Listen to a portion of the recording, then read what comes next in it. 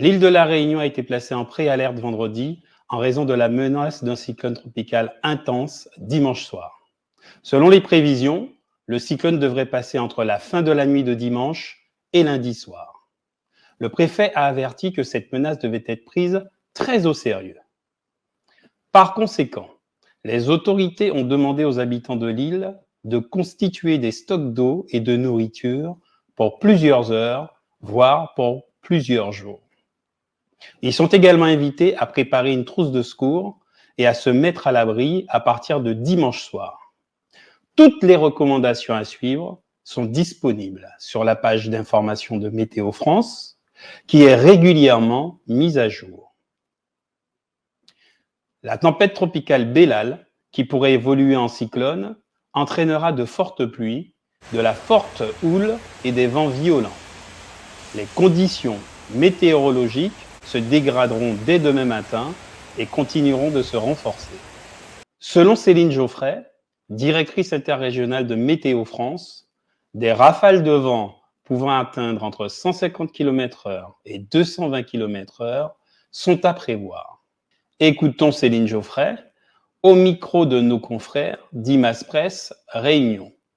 Auquel on ne s'attend pas en termes d'intensité. On est dans une situation vraiment différente de celle qu'on a connue pour Freddy ou même pour Pachiraï récemment.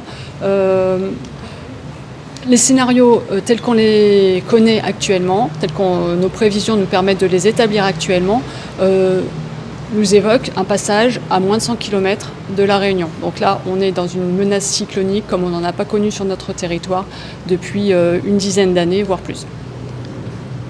Des vents forts, de la pluie, on ne sait pas encore, c'est encore trop incertain. Il existe encore beaucoup d'incertitudes et les conséquences en termes de pluie, vent et houle seront vraiment conditionnées par la trajectoire.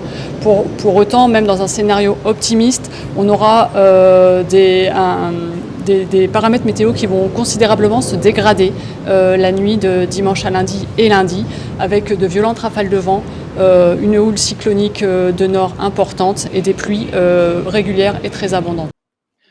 L'alerte rouge pourrait également être déclenchée par la préfecture en fonction de l'évolution de la situation.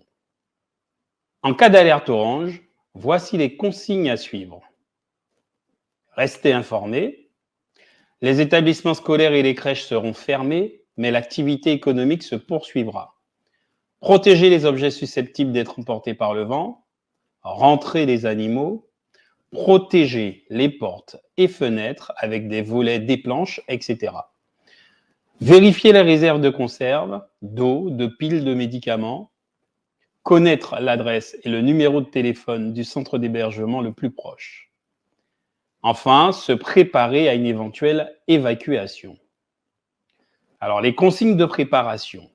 Il faut constituer des stocks et se préparer à rester isolé pendant quelques heures, voire quelques jours.